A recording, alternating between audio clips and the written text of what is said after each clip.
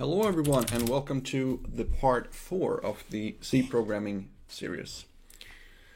In the previous part we were looking at some data types, the most commonly used data types, and in this part I'm going to talk a little bit about pointers, because pointers is also a very commonly used thing in C and most people find it very difficult.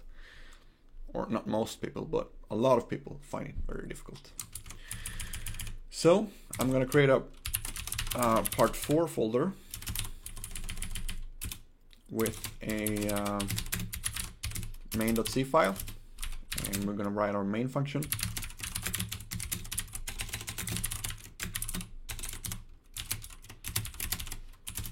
And we're going to return 0 to tell other programs that everything is fine.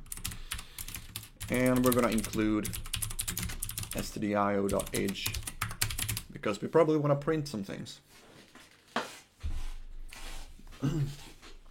Okay, let's just create a pointer variable to play around with. So let's actually create a pointer, an integer pointer. So int, and to create a pointer you use the star like this. So we're telling the compiler now that this is an int pointer. The name is x, and it's pointing to I. So let's create an I variable, call it 10, like that. I'm going to compile it, gcc main.c. So what's going on here? So first we're creating an integer that is equal to 10, and we call it I. Then we create a pointer that is pointing to the reference of I. Now if you use an and sign like this, that means that you want to use the reference of something. So what does this really mean? So we're pointing to, basically what this means is that this pointer is pointing to the address of I. So let me actually draw something here to show you what this means. So basically, let's say we have a in the computer there is a list of addresses, or the memory. And I'm going to simplify this a lot, but let's just say we have in the computer there is a list of memory like this, or a list of addresses.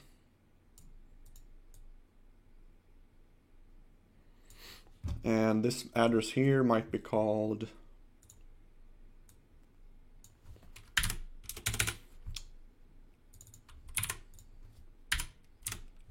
0x1. Now there's probably not an address called that, but I'm just gonna simplify things a lot. So this is 0x1, 0x2, just copy that.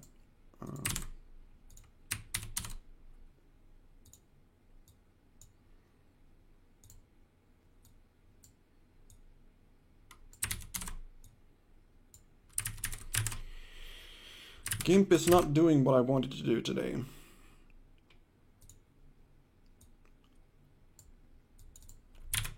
Zero x3, 0x4, 0x5.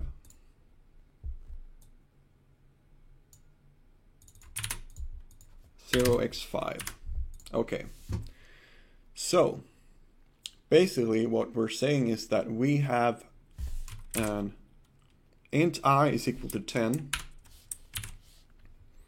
So basically 10 is going to be somewhere here. And in this case, it's actually in the stack. So let's just say that, come on. Let's just say that 10 is here, okay? And we're creating a pointer to that, okay? So basically what we're saying is that we have another variable. Maybe it's here. And we're saying that this is pointing to this one, basically. So that's basically all we're doing here. Now, a pointer can have a size as well, which means that it will keep referring to addresses after the addresses it's pointing to. So maybe we have an array of things. And if our address had a size of, or if our pointer had a size of like 3, it would actually point to, or it wouldn't, it would mean that all of these addresses here belongs to that same pointer, basically. So we can demonstrate that by doing something like this.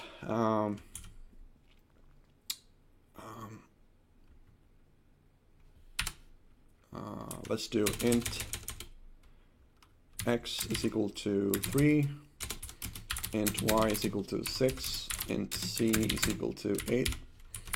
And now we want to create a pointer that points to an address where all of these integers here are a member of that pointer. So basically it's going to be an array. So first we need to allocate memory for this. So first we're going to create an integer pointer like this, and we can call it, let's just call it array is equal to, and now we can allocate memory in the heap for this. So we can say malloc. Malloc is just memory alloc, memory allocation. And we want to have the size of 3, because we have 3 integers, times size of int.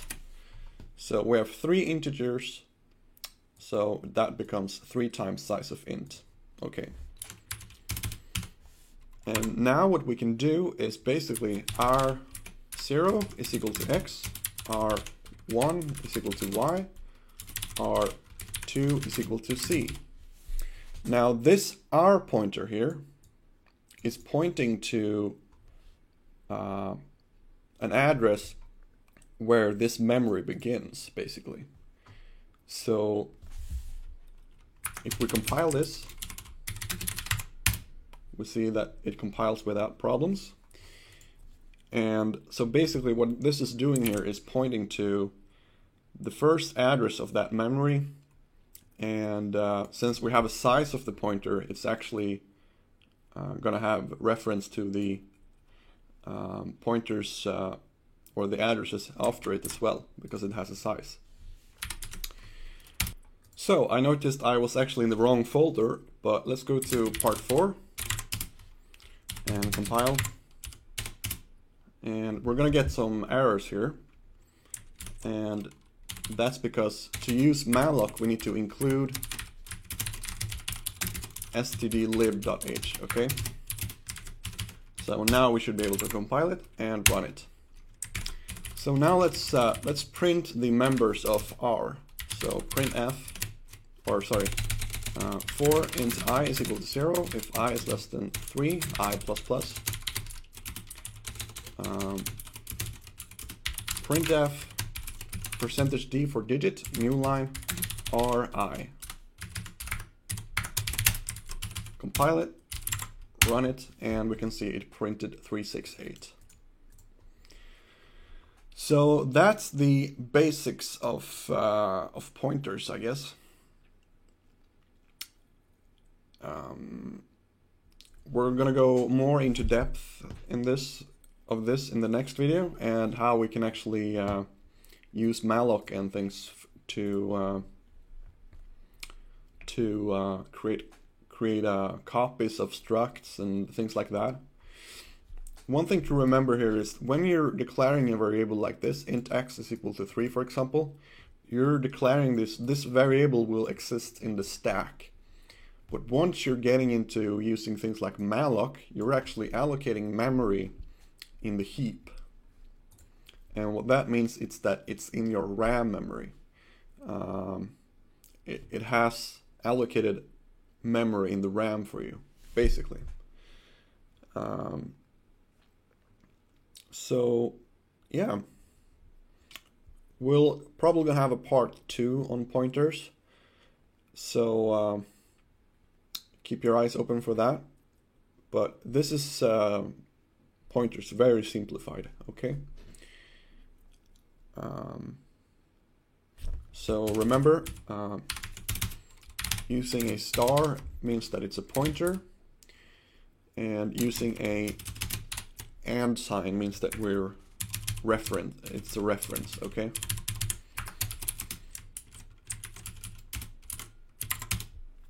All right, thank you so much for watching, and I'll see you in the next video.